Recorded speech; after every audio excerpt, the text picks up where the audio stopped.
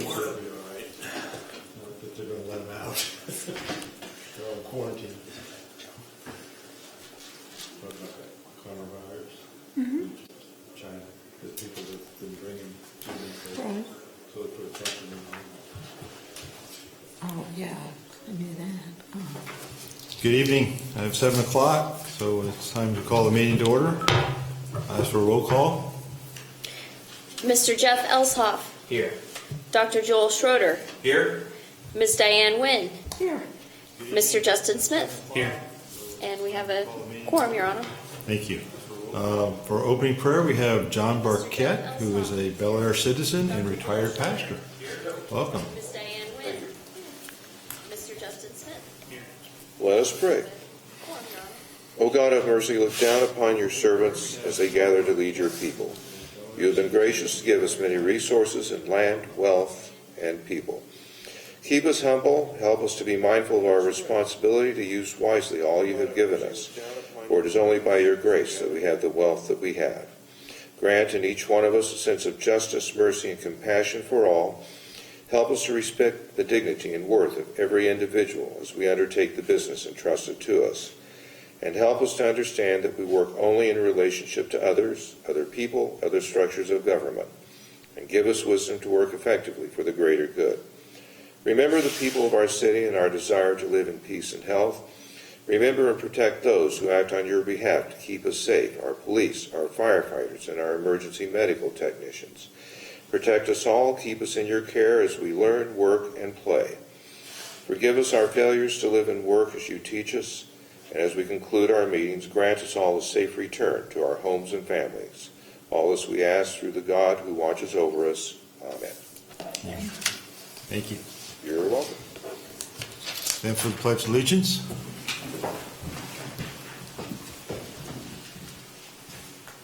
I pledge allegiance To the flag of the United States of America and to the republic for which it stands, one nation, under God, indivisible, with liberty and justice for all.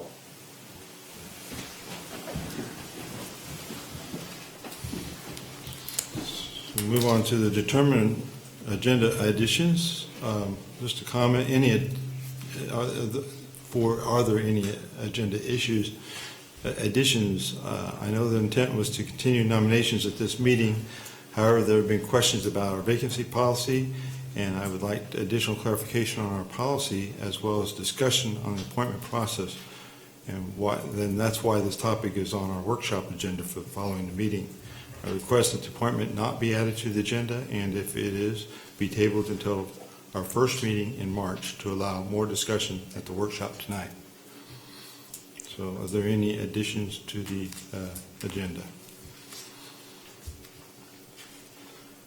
Hearing none, I'll move on to the consent agenda. So the only thing that's on the consent agenda is the minutes from the February 4th, 2020 council meeting. Mr. Mayor, I move to approve the consent agenda as listed and authorize the mayor to sign. Second. First and second. Any discussion? Yeah, Mr. Mayor, I'd like to propose an amendment to the minutes. So if you look at page 4, the third motion, it's at the top of page 4, the third motion, the motion, Councilmember Smith moved to table the item. Recorded in the minutes is that the motion carried 4-0. However, that was not the case. The vote was a 3-1. That's how I remember it too. Yeah, I remember it that way too. I think that's correct.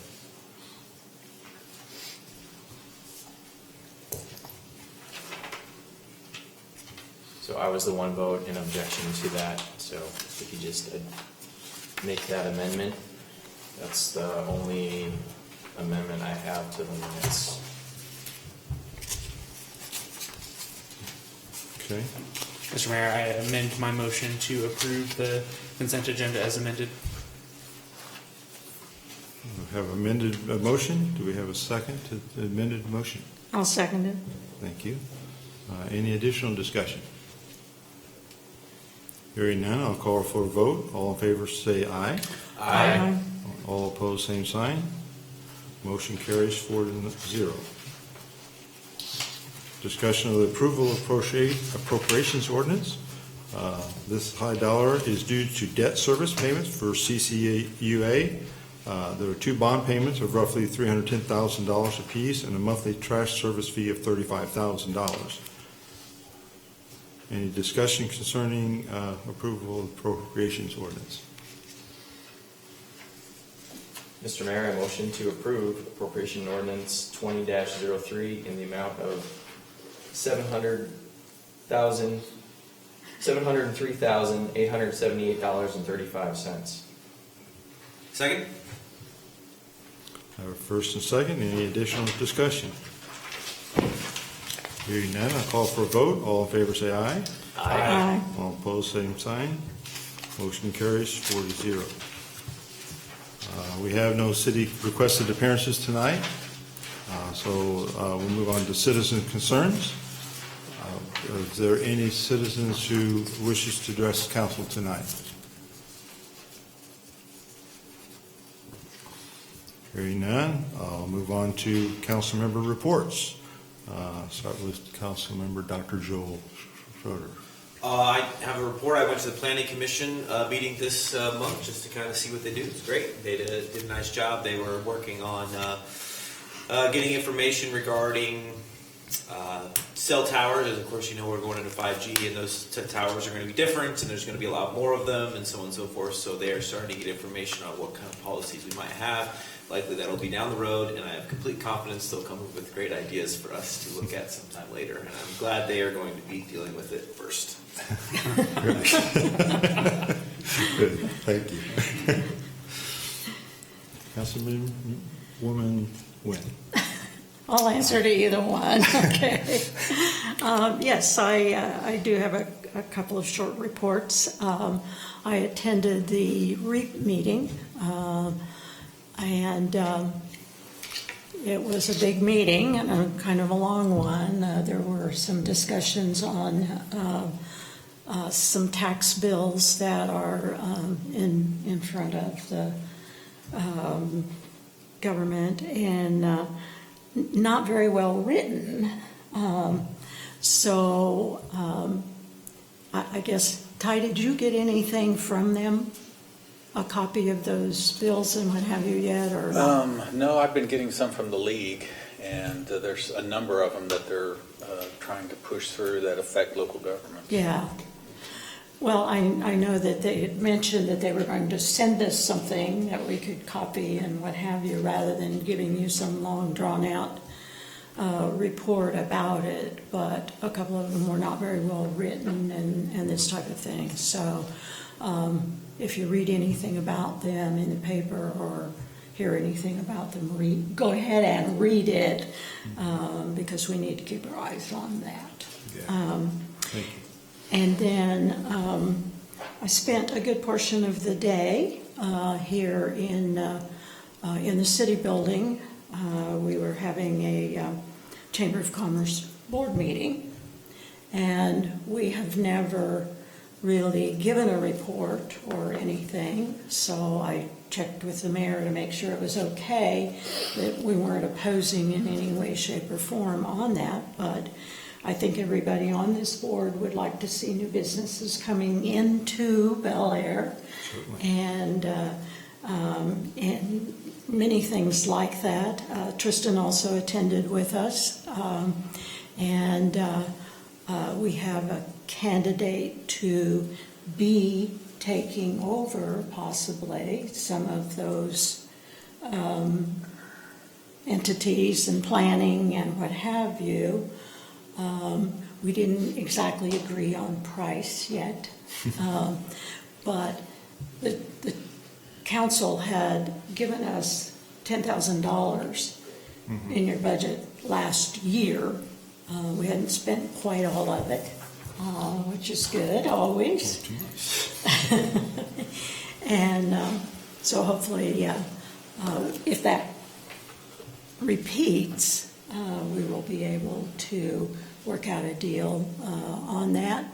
And it was really pretty exciting what we were talking about. I mean, more events and those types of things as well. So I thought it might be of interest to you to know that much. I appreciate that. Thank you. That, That's it. Sorry. I wanted you to play out pretty. Okay. Sorry. Councilmember The end. Smith. I have no report this evening, Mr. Mayor. I have no report, Mr. Mayor. Thank you. Okay. I do have a bit of a long report, so bear with me. So, a couple things. We had a good meeting on February 5th with the stakeholders on the Isley traffic concern at St. James. This meeting resulted in a high-level agreement on how to address this issue. Some stakeholders wanted to further develop their concepts, so a follow-up meeting will be scheduled. It has been scheduled for March the 4th. And hopefully a result will end in a memorandum of understanding that will be signed by all the stakeholders. I have decided to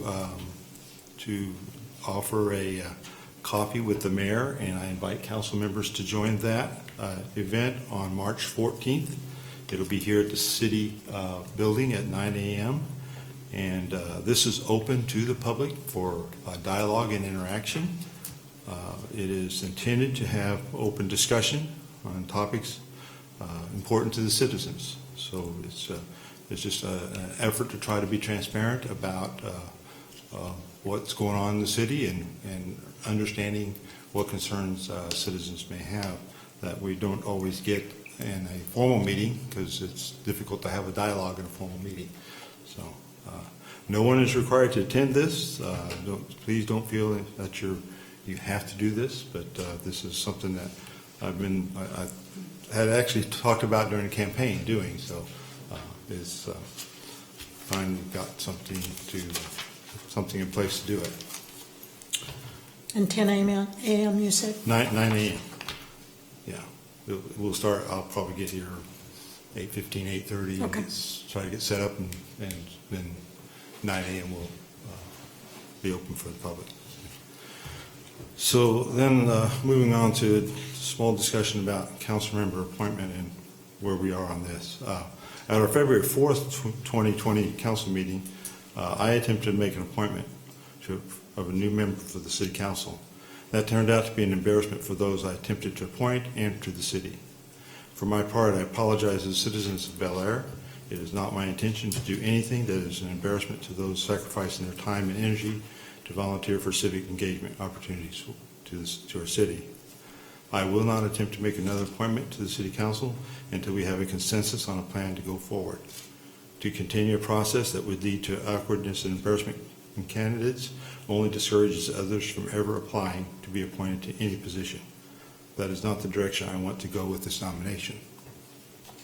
The city has a policy for appointing candidates for these open positions and has had this policy in place since before most of us joined the governing body. That policy is flawed in that it fails to look at all contingencies. For example, in September of 2015, Ken Lee resigned from the city council with left a vacancy. Mayor Austin attempted to fill that position and was embarrassed by having two candidates rejected by the council. Seeing our scenario to begin that direction, I stopped the nomination process on February 4th. Let me review the background. Shortly after I being elected as your mayor, I started thinking about making an appointment to this governing body that would be inclusive for the council members and not embarrassing to the candidates. I had no idea how many would apply for this position and was pleasantly surprised to have received 7 applications. One did drop out of the running after I announced that we had 7 applicants. So we now have 6 candidates. I decided to ask council members to review each candidate's application and suggest that the council members meet with the candidates on their own and then individually provide me with their ranking of these candidates. I thought this would protect the privacy of candidates, allow council to make a more informed decision when it came to time for me to actually present them a nominee, and also allow me to be more inclusive of the council members' thoughts in my nomination decision. I consulted our city attorney, Jackie Kelly, to make certain we were doing everything above board and in compliance with the Kansas Open Meetings Act. She reviewed the facts and as they related to the ascertaining opinions of the council members to guide my decision in making a suitable appointment. Ms. Kelly also consulted with the Attorney General's office and was told this was a fine process. Again, I preferred this process because it would protect the interest of the nominees who weren't selected and allow a smoother information gathering process for myself and allow council members to be prepared for discussion and confirmation. During the meeting where I proposed some nominees, I thanked the candidates, then listed several points of why I believe my appointment was the best interest of the city before I made the nomination. I then gave opportunity for discussion. There were a few questions presented to the nominee from a couple of council members, and I appreciate that. But no discussion among the group. The motion failed in a tie. A similar scenario repeated with my second nominee. The policy does not allow the mayor to vote on a tie in city council vacancy appointments at variance to Robert's Rules of Order. Though I opened the floor for discussion prior to the vote, no significant discussion was offered from those who went to oppose that nominee. That concerned me because I thought if there were major concerns, they would have either come up at this point or in the discussion or even before our meeting when I asked for feedback. Toward the end of the meeting, a council member made a request to discuss the reasons council members voted against my nominations. To prevent this process from happening again, I'd like us to sort out how we can best foster that discussion that needs to happen within our group in a way that works for all council members, preferably before the vote. There has been ample opportunity for council members to voice their opinions on any and all candidates. I have no clear sense of how this council will vote on any candidate I would put forward. If the scenario continues as it has thus far, my fear is that there is not one single candidate that could garner a majority vote, further embarrassing the city. As much as I am able, I will have no part in further embarrassing the city. Therefore, I've asked the city manager to add this to the workshop later this evening. At that time, I would like to discuss options for moving forward in a more productive way. During this workshop, we can lay out options, and I encourage discussion about our thoughts on this process. My goal is to hopefully resolve this matter in a way that allows us to become informed while not making it overly awkward and embarrassing for our candidates. And with that, that's the end of my reports. So we will move on to city manager's report, or city attorney's report. I'm sorry. Thank you, Mr. Mayor. Just a couple of items. Planning Commission, as Dr. Schroeder mentioned, Planning Commission did meet to review the cell tower requirements. If you remember, last year council authorized a budget of up to $5,000 to get a consultant to help Planning Commission parse through all that technical language. That was much appreciated. At this meeting, we met with that consultant. He's an attorney out of DC who specializes in telecommunications. He helped Planning Commission to understand the lay of the land, how much of the space that the federal government has pretty much preempted, and how the state takes a portion of that space, which leaves a much smaller space for Bel Aire to really occupy on this law. So as the Planning Commission is preparing to revise the ordinance, it looks like they'll be focusing on how we can clarify our application to lay out certain aesthetic requirements, certain number of applications that can come through, size of cell tower features, all those things that can help the city to have some control over a process that it will not have much control over. The 10-day period of time for the application to go through, that's kind of set. So we're moving along. Planning Commission was very pleased to have that consultant on board and wanted me to make sure that I thanked council. And next month, Planning Commission will meet with our colleagues in Wichita to cross-reference what ideas we have with what they're doing. So if there are any opportunities to make to recommend similar policies to this body, they can do that at that point. So that's the status of that project. Just another small piece of information, the Attorney General actually reprimanded a city through a sanction for overcharging Kansas open record request fees. And a lot of cities, including the league, were surprised by this because fees are assessed for the amount of time that it might take for an attorney, a clerk, police officer, whoever it is who is in charge of pulling that record, the law allows cities to assess that time to the record requester. But the AG's opinion is suggesting that there may be some limitations to the amount of time that can be assessed to that requester. Just a curiosity, is there a schedule that the state has established for that? Not fee schedule outright, for that? no. Okay, because no. the state has established fee schedules for many other things. So like medical records, there's a fee schedule for that. Okay. So I And that- didn't know if there is for this. Okay. This opinion may prompt the state moving in that direction.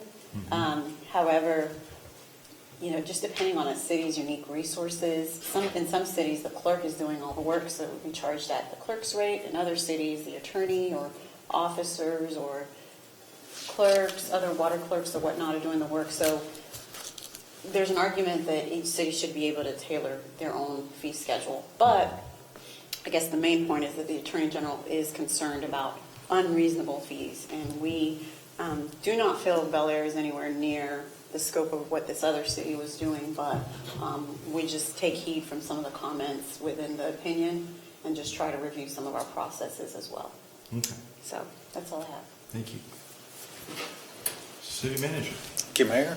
I just wanted to mention that the Bel Aire Beacon is out. That is a city newsletter that we produce. We do it electronically, obviously, to save dollars.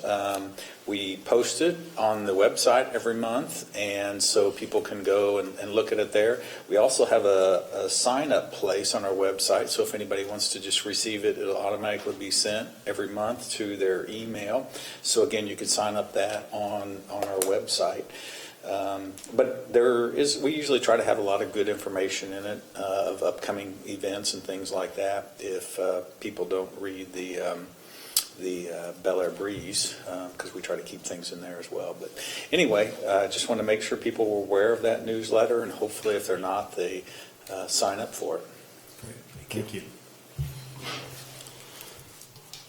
All right, moving on. Item 6 or 11.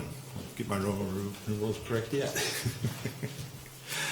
Because ordinance, resolutions, and final actions considering a marketing agreement extension with Jan T. Arnold until March 18th, 2020. The city did send out requests for proposals for marketing Bel Aire land, with 4 companies responding. In order to spend time reviewing the proposal and interviewing prospective firms, we will need another month. The current agreement with John T. Arnold expires on February 19th. That's tomorrow, or the day after. No, it is tomorrow, okay. As a result, John T. Arnold has agreed to a 1-month extension, so our land will continue to be marketed and listed on LoopNet. Any discussion concerning extension of that marketing agreement? Mr. Mayor, I motion to approve the marketing contract extension agreement with John T. Arnold and authorize the mayor to sign. Second. First and second, any additional discussion? Hearing none, I'll call for a vote. All in favor say aye. Aye. Any opposed, same sign. Thank you. So, item 12, executive session. I know of no reason for an executive session, but is there any need for an executive session?